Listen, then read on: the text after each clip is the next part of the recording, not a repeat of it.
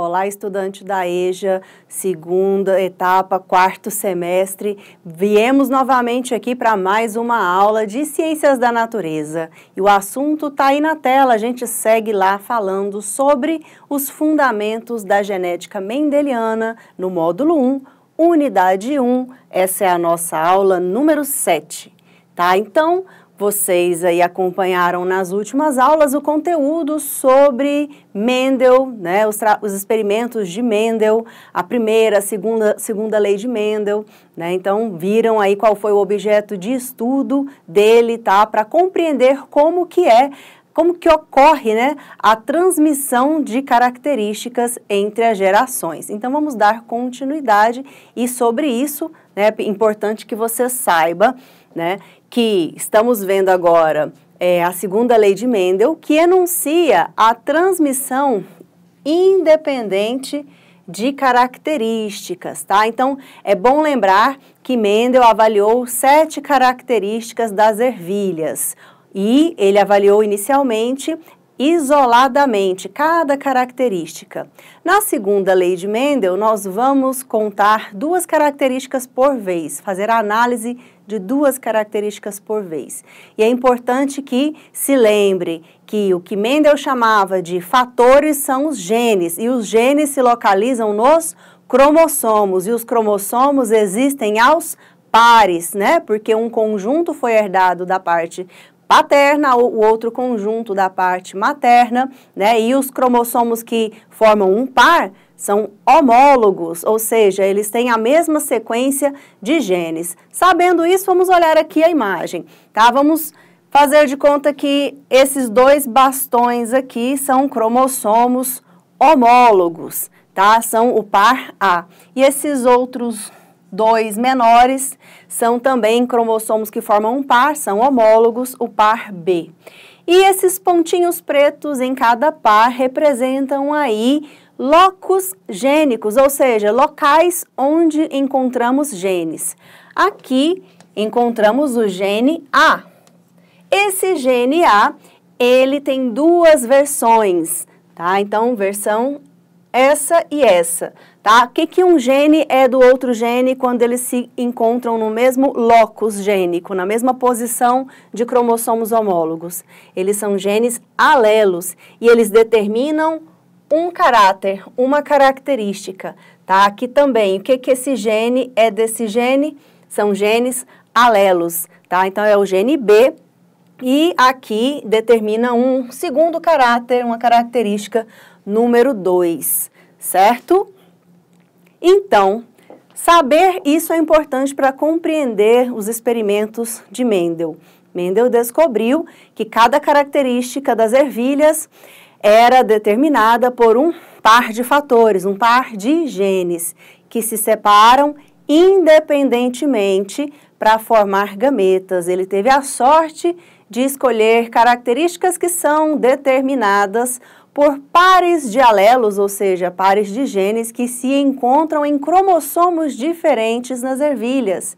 E aí, quando esses cromossomos se separam para a divisão celular e formação dos gametas, cada um arrasta consigo ali uma versão de um gene que determina uma característica. Então, agora, para a segunda lei de Mendel, vamos considerar 2 características, que são elas aqui, olha só, a cor e a textura da semente. Essa ervilha aí, vamos considerar que ela é amarela, lisa. E a característica cor amarela é dominante. Então, o par de fatores é vezão, vezão. A característica semente lisa, casca lisa, é dominante. Então, o par de fatores para essa característica é errão, errão. Então, quer dizer que as plantas que produzem esse tipo de semente, essas plantas puras para essas 2 características, têm esse genótipo aqui, tá? Então, vezão, vezão determinando a cor, errão, errão determinando a textura da casca.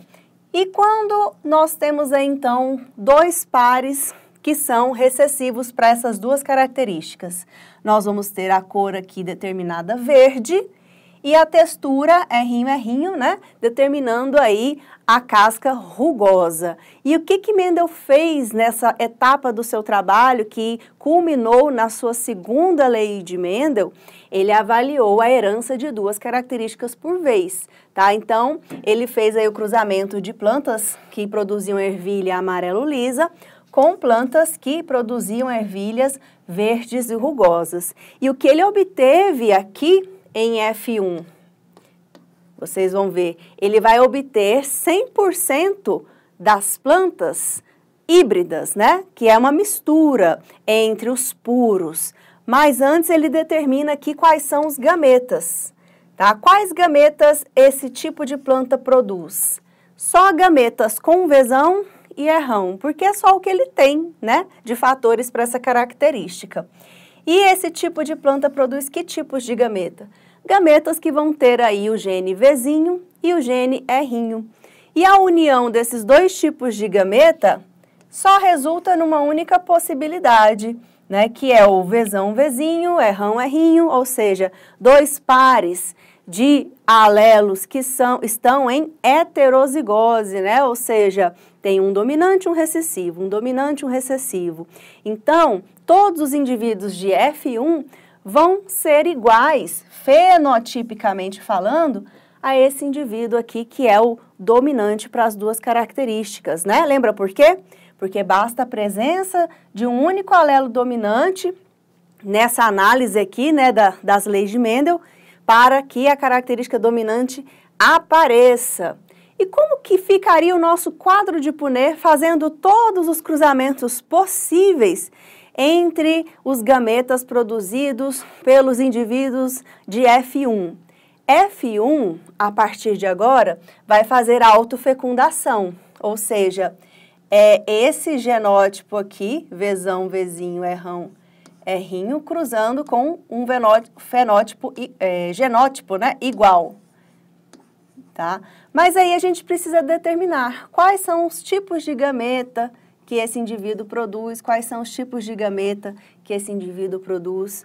Os tipos de gameta, para os 2, né, como o genótipo dos 2 é igual, serão iguais, que são o Vzão com um Rrão, ou o Vzão com um Rzinho, ou ainda o Vzinho com o Rrão, ou os 2 recessivos, Vzinho, Rzinho, tá? Então, todas essas 4 possibilidades de gametas estão aqui, ó, na horizontal e na vertical, e todo esse meio aqui é o resultado dos cruzamentos possíveis entre estes gametas, tá? E sendo assim, a gente pode organizar isso numa tabela de fenótipos, genótipos, de proporção genotípica e proporção fenotípica. A partir de agora, a gente vai utilizar bastante da matemática para poder compreender os resultados que Mendel obteve. Inclusive, ele utilizou a análise estatística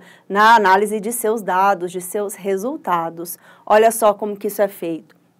Tá, quais são os possíveis genótipos que originam uma planta capaz de produzir sementes amarelas e lisas ao mesmo tempo? Os possíveis genótipos são todos esses aqui, todas essas combinações. Onde? O que tem de semelhante, né, nos 2 pares aí?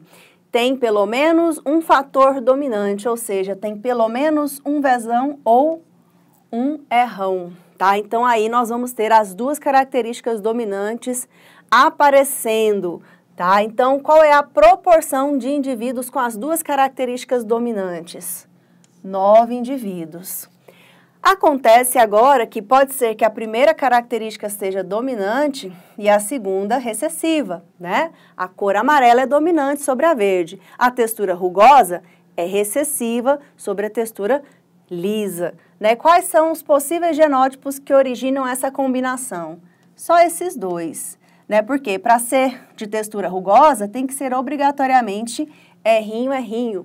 E aí, para ser de cor amarela, pelo menos um Vzão. Então, quantos indivíduos Mendel obteve que apresentavam a primeira característica dominante e a segunda recessiva? 3. Verde lisa, o inverso agora, né? A primeira característica recessiva e a segunda dominante. Então, mais esses 2 genótipos, outros 3. E, por fim, indivíduo com as 2 características recessivas, uma única possibilidade, um único genótipo. Quantos nessa proporção? 1. Aqui nós temos a proporção fenotípica. 9 para 3 para 3 para 1, ou seja, 9 indivíduos com as 2 características dominantes, 1 indivíduo com as 2 recessivas. E esses 3 aqui no meio? 3 com a primeira dominante e a segunda recessiva, e outros 3 o inverso. A primeira recessiva e a segunda dominante, né? Então, isso significava que para cada 9 sementes que ele contava, que eram amarelas lisas, tinha ali aproximadamente 3 amarelas rugosas para 3 verdes lisas para 1 verde rugosa. E a proporção genotípica é um pouco mais ampla, né? Temos aqui, então, todas as possibilidades de genótipos indicadas, um a um aqui, tá? Então, qual é a maior probabilidade genotípica aqui? 4, né? Que é a produção de duplos heterozigotos, né? 2 pares de fatores, né? De alelos que estão em heterozigose, ou seja, um dominante e um recessivo, tá? Então, adentrando melhor aqui, né? No experimento de Mendel, para vocês verem aí com uma ilustração, né? Para a gente lembrar sobre a cor da semente, sobre a superfície da semente de maneira isolada, separadamente, tá? Como que era mesmo se eu analisasse, né, só a cor da semente? Nós teríamos, então, cruzamento de Vzão, Vzão com Vzinho, Vzinho. O resultado disso aqui era a produção de 100% de indivíduos Vzão, Vzinho, em F1. E F1 faz autofecundação. E aí a gente vê esse cruzamento de Vzão, Vzinho com Vzão, Vzinho. E a gente já sabe quais eram, né, as possibilidades. Desse cruzamento a gente vai ter sempre Vzão, Vzão, Vzão, Vzinho e o duplo recessivo, né? Por isso que a gente diz que são 3 indivíduos com a característica dominante para 1 indivíduo com característica recessiva.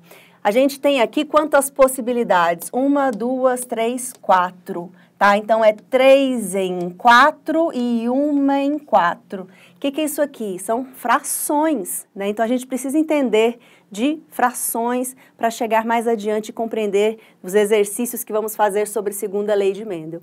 E sobre a superfície da semente, muda muita coisa?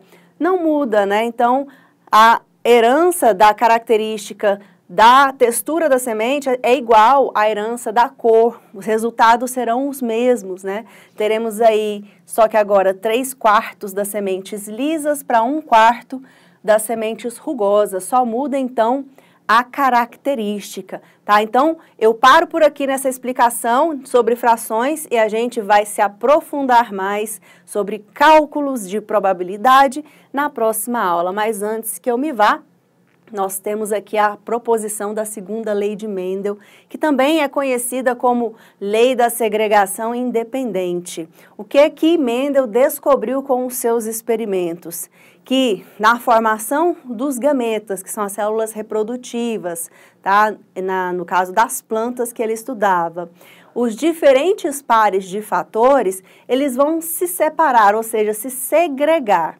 Tá? O parzinho Vzão, Vzinho, separa. Vzão vai para o lado, Vzinho vai para o outro, formar gametas diferentes. E se separam independentemente.